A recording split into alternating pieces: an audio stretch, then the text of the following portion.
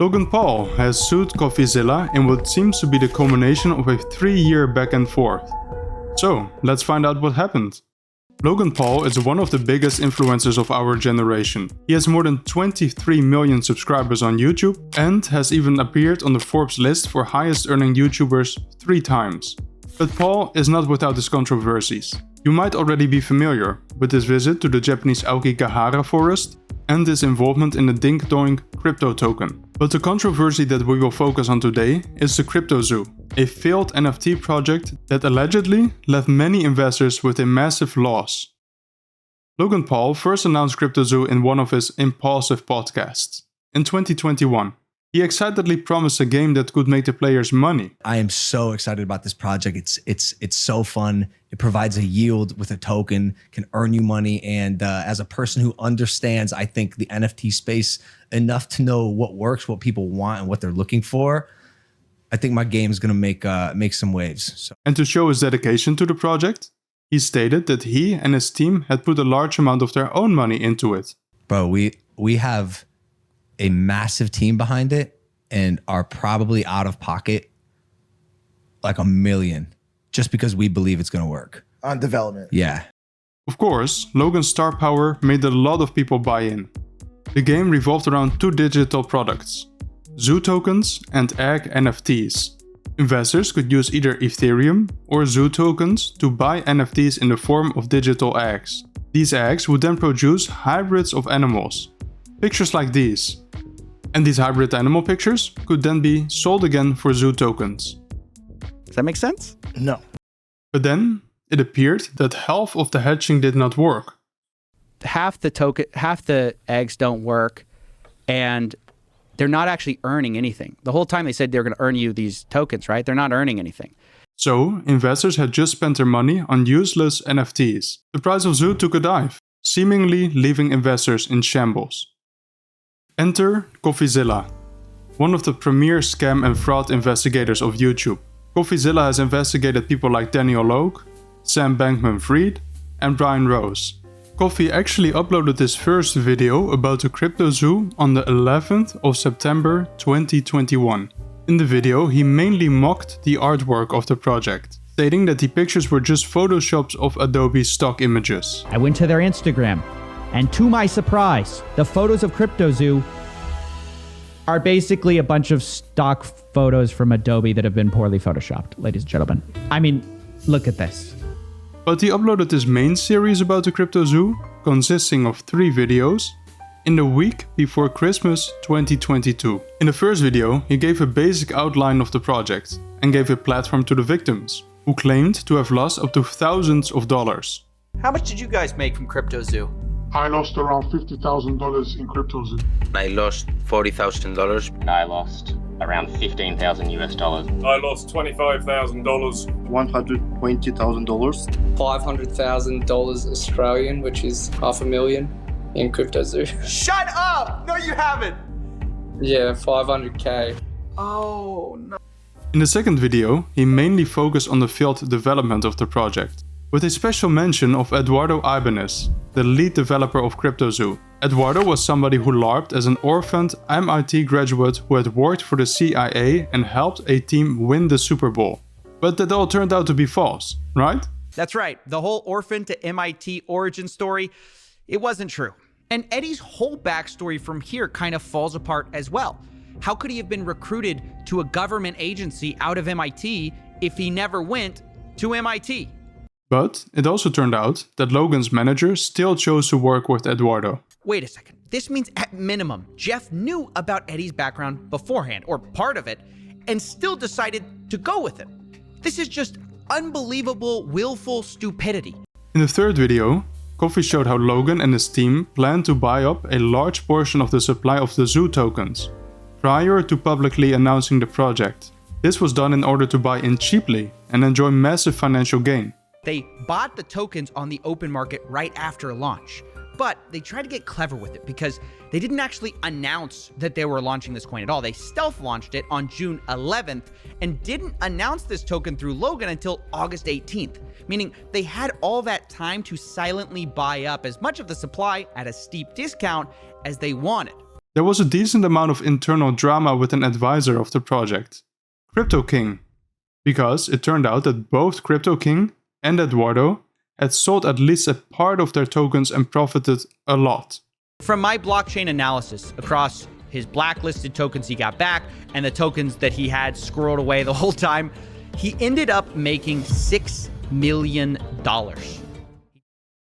However, Coffeezilla does explicitly state that neither Logan Paul nor his manager had sold any of their own tokens. But he does not believe that that completely absolves them of any blame.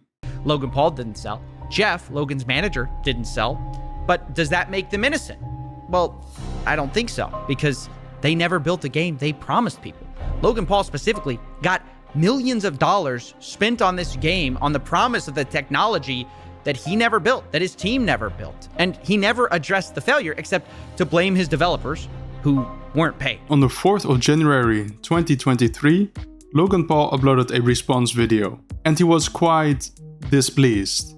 In the now deleted video, he attacked his own crew, one of the witnesses that Coffee used, and Coffeezilla himself.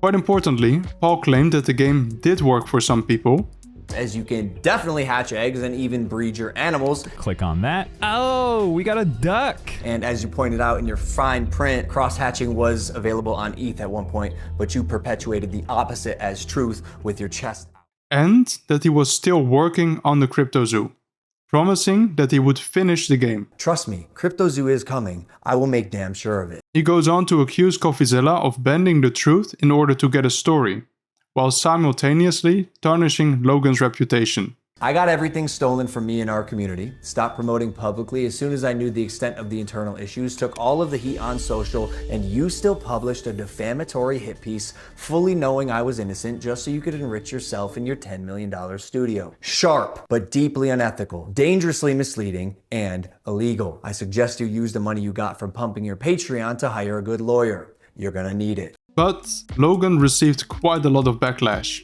This prompted him to delete his response video and to try to make amends with Coffeezilla, and followed up with a new response video in which he thanked Coffeezilla and announced a 3-step plan to make things right. He and his manager Jeff would first burn their own zoo tokens.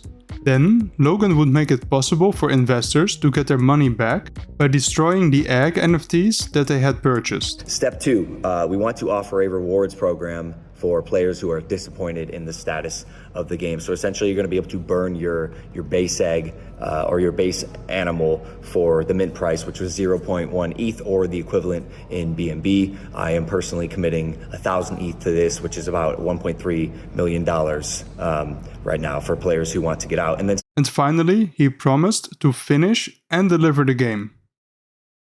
But Coffeezilla then made another video in which he outlined why Logan's 3-step plan seems more like a PR tactic than a genuine attempt to make things right.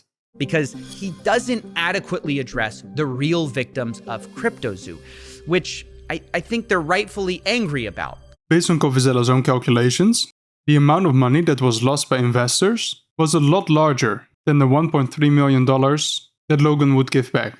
$1.3 million is a lot of money. Unfortunately, the scam was much bigger than $1.3 million. So the fact is, most victims are not going to be made whole by this plan. Just in Zoo coins alone, blockchain evidence shows $7.7 million was stolen by Logan's team, depending on who you believe. And this refund does nothing for those victims. It doesn't even apply to the holder of Zoo coins at all. You get nothing if you bought this in-game currency. This refund only applies to current egg holders. Either way, insufficient as it may seem, Logan promised to fix the issues. Then, about 2 weeks later, CoinMarketCap reported that Logan Paul had been hit with a class action lawsuit. Better call Saul! A police officer from Texas, who claimed to have invested $3,000 into the Crypto Zoo, seemingly got sick of waiting and decided to sue Paul. The officer and his lawyers claimed that Paul had engaged in a rug pull. Before consulting with his PR manager, Logan took to Discord and said that he, quote, will no longer be the scapegoat for anyone's financial decisions. Quite a lot of time passed. In fact, Coffeezilla even had the time to show up on Joseph Rogan's podcast in March of 2023. He also had the opportunity to discuss the CryptoZoo fiasco. But is this it? Yeah, there it is. You get like Bear shark. So Whale like panda. so people. Then on the 30th of June, 2023, Coffeezilla tweeted the following. Logan's the type of guy to thank you for exposing a scam and block you when you remind him to pay up. A day later, he uploaded a new video on YouTube, in which he discussed the slow progress of the refund. And as Coffee pointed out, it was not due to lack of capital on Logan's part. And it's not for a lack of Logan having the cash. He's on a world tour for Prime right now, bragging about how much money his drink company is making. In January of this year, we did 45 million. Oh, only in January? Yeah. But then, on the 5th of January 2024, Logan Paul announced that he would buy back the NFTs. He pledged a total of $2.3 million. But there were some caveats. CryptoZoo was definitely not getting made, apparently due to regulatory hurdles. Trust me, CryptoZoo is coming. I will make damn sure of it. Logan Paul claimed that the project was derailed by bad actors who stole money, namely Eduardo Ibanez and Crypto King. He announced that he would sue them. Logan took the liberty to call people that purchased his Zoo tokens gamblers, and stated that they would not be eligible for a refund. Number 4.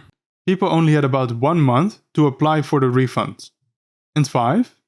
According to TechCrunch and Coffeezilla, the refund would only be given to claimants who agree to waive any actual or anticipated claims against Paul. So basically, if you want your money back, you have to promise not to sue him. Naturally, this tweet prompted a response by Coffeezilla. He wasn't very impressed by Logan's tweet. Because there's no game. This is what makes this such a massive con.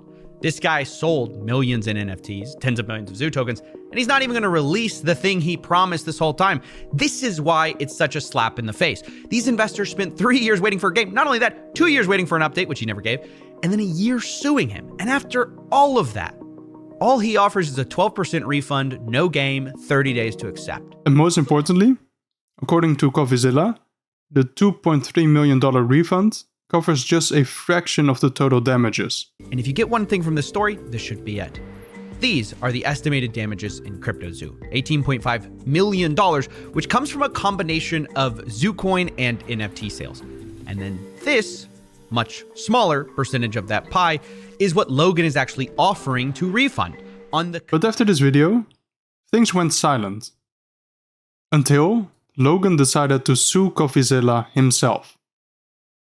On the 27th of June 2024, Logan Paul and his lawyers filed a lawsuit against Coffeezilla. They accused Coffeezilla of the following. Finn Dyson, which is Coffee's real name, has perpetuated the false narrative that Paul scammed and defrauded his own fans in connection with the project. Finn Dyson has perpetuated this false narrative despite knowing it to be completely and utterly false, in order to enhance his own profile and increase his viewership and income in the process.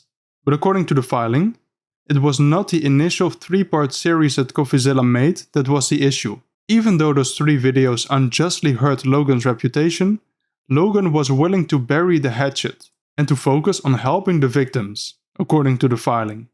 Instead, it was the follow-up that Coffeezilla did after the announced refund. According to the document, Coffeezilla framed Paul as a scammer in order to harvest views and money. And it's those videos and tweet where I ask for refunds, which I'm being sued for. The first video in question is about Logan Paul not paying out refunds for 6 months. The second video was about Logan's partial refund, having a clause to make sure you couldn't sue him for the rest of your refund. And the tweet, I simply said, Logan's the type of guy to thank you for exposing a scam and block you when you remind him to pay up. Coffeezilla attempts to disprove the claims of defamation by stating that behind the scenes, Logan was actually quite positive about Coffee. They paint me as someone who wanted money. They say I had a false and malicious narrative. But you know who doesn't believe that? You know who secretly praises me behind the scenes? This journalist, YouTuber, crypto uncoverer guy named Coffeezilla, who's incredible, by the way. A very thorough, good-hearted, smart guy, did a deep dive into this project that I attempted to make called CryptoZoo. That's right. it's Logan Paul. He's the biggest enemy of Logan Paul's defamation case. Who knew? Because defamation requires actual malice and a reckless disregard for the truth, but he just admitted on camera that I am thorough and good-hearted. The lawsuit came with exceptional timing. Turns out that Coffeezilla was investigating another project that Logan Paul promoted, Liquid Marketplace, an investment marketplace where people can buy fractions of collectibles and own them together. What's up, y'all? Logan here. As an avid collector and strategic investor myself, I am so stoked to announce the launch of Liquid Marketplace, a platform where collectors can buy and sell fractions of rare collectibles via tokens on the blockchain. As a co-founder of Liquid Marketplace, I believe we're set to level the playing field by allowing anyone to own a piece of the world's rarest collectibles and build their portfolios instantly. There had been rumors about wrongdoings at the project, something that Coffeezilla wanted to further investigate. And as time passed, the project had even come under scrutiny of the Ontario Securities Commission, which accused the organization and 3 of its executives of misappropriating funds. But, to my knowledge, there is no mention of Logan Paul in this document. Despite that, Coffee still wanted his comment about the story. So, he gave Logan Paul a 24-hour deadline. Did you know 21 hours before the lawsuit, I had texted Logan for comment? Did you know I told him he had 24 hours to respond, and Logan sued me 3 hours before the deadline? Yep, that's right. Logan's lawyers then threatened me in that lawsuit email that if I report on this new story, Logan might hold me accountable. And Logan's definition of accountability seems to mean he'll sue me, which is why I believe this lawsuit was not designed to win, but to shut me up, to threaten me, using Logan's wealth and a federal court system without anti-slap to send a message. Do not tell that story. And it seems like this legal battle will be a long one. Basically, Logan Paul sued Coffeezilla in a court where Coffee cannot have the case dismissed with the argument that the lawsuit is merely intended to silence Coffee. Legal Eagle does a better job of explaining this than me. Now, Logan Paul filed his lawsuit in federal court in the United States District Court for the Western District of Texas, though Logan Paul putatively lives in Puerto Rico and Coffeezilla and his company reside in Texas. Although many defamation complaints are filed in state court, filing in Texas federal court gives Logan Paul an advantage because Coffeezilla won't be able to use the Texas anti-SLAPP law. As you might know, a strategic lawsuit against public participation, or SLAPP suit, is a legal action intended to censor, intimidate, or silence critics by burdening them with the cost of legal defense. And the Texas Citizens Participation Act, or TCPA, allows defendants to file a motion to dismiss a legal action that infringes on their right to free speech. This motion can be filed early and often before the case proceeds to discovery, which saves a huge amount of money. However, Coffeezilla won't be able to use the TCPA to file an early motion to dismiss and recover costs because the Fifth Circuit, which rules over Texas, ruled that the state law doesn't apply in federal court. And Legal Eagle reaches a similar conclusion as Coffeezilla himself. But the bottom line is that Logan Paul filed this lawsuit because he wants to silence his main critic. And that's the very definition of a SLAPP suit. It's an interesting video, and I can recommend watching it to get a better understanding of the legal aspects of the situation. But trouble doesn't end here for Coffeezilla. In his videos that he uploaded in the first week of August 2024, he details how his insurance refuses to pay for his litigation. This was based on a change in their terms and conditions. So, now Coffee has to dip into his own wallet for the legal fees. Then I called my insurance company to put in a claim. I'm like, yo, knock, knock, we've been paying you thousands of dollars a year. Why not time for you to pay up? And they promptly called back. They're like, actually, no, we're not going to do that because in the fine print of our policy, your new policy, we've excluded ourselves from defamation claims. I have left a link in the description to his latest video. This issue is still ongoing, but I hope that this video helped you catch up to the events. Thanks a lot for watching, and I hope to see you again in the next one.